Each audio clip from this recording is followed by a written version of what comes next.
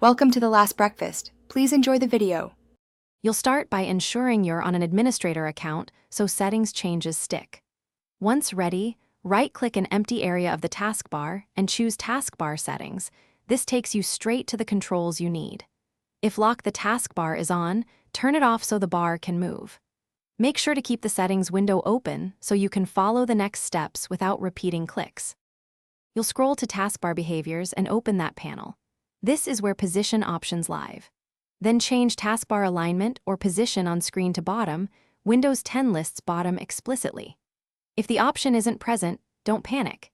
You can edit the registry /key current user /software /Microsoft /Windows /current version /Explorer /StuckRex3 or adjust group policy on Pro/Enterprise. Make a backup first. Once set, the bar should snap to the bottom automatically. You'll finalize by locking the taskbar so it stays put. Right-click and choose Lock the Taskbar. If it didn't move, open Task Manager, restart Windows Explorer to apply changes immediately. Make sure to reboot if that fails. If the position still won't stick, restore your registry backup or run sfc/scano to repair system files. These steps address deeper corruption. One key tip.